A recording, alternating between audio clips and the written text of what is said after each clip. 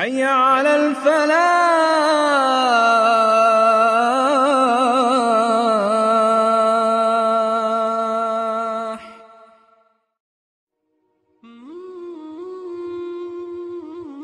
مفسر بزرگ امام قرطبی رحمت الله علیه آورده است که مرد سالهای سال در یکی از مسجدهای مصر مؤذن بود.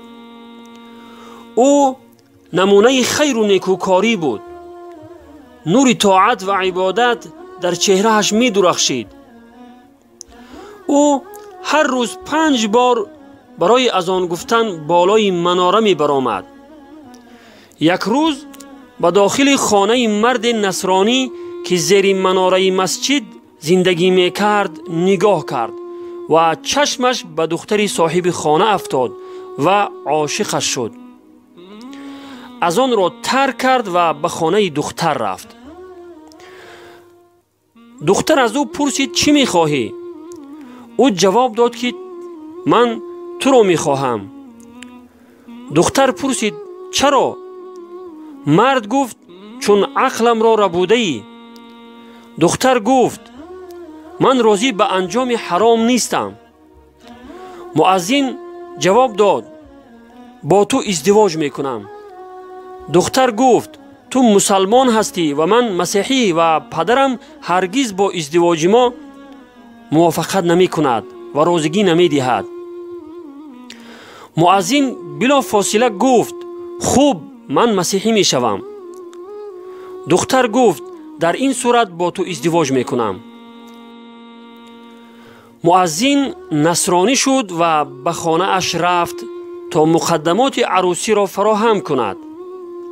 وقتی به خانه اش رفت برای آوردن چیز به بالای بام برآمد و ناگهان از آنجا به زمین افتاد و جانش برآمد. به این ترتیب نه به دختر رسید و نه دینش باقی ماند. العیاذ بالله.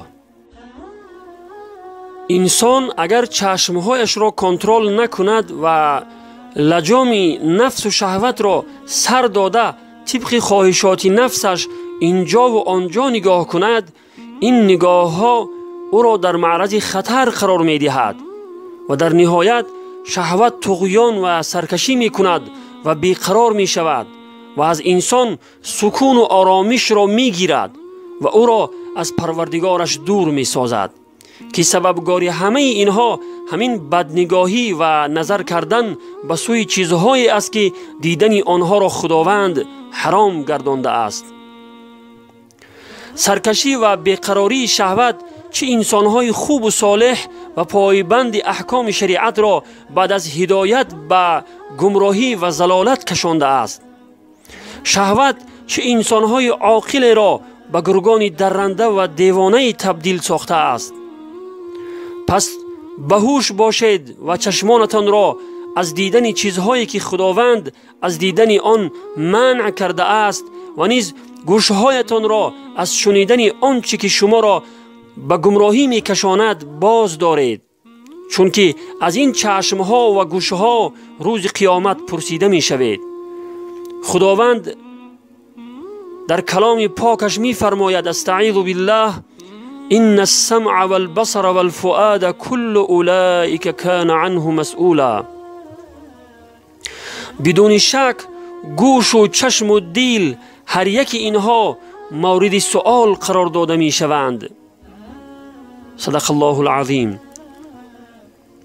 پس ای برادر و خواهر عزیز، چشمها و گوشهایتان را حفاظت نمایید و مگذارید که این چشمها و گوشها نفس و شهوت شما را بیقرار کنند و سکون و آرامش را از شما بگیرند و عاقبت شما را تباه و برباد کنند. و السلام علی من اتبع الهدى. ای اسلام، ای دین جاودان، ای راحت پر جود و توان، دور است و اندیشه بدان، پاینده هستی و جاودان. ای دشمنت تو سنگ خاره، دشمنت تو سنگ خاره، جان من فدا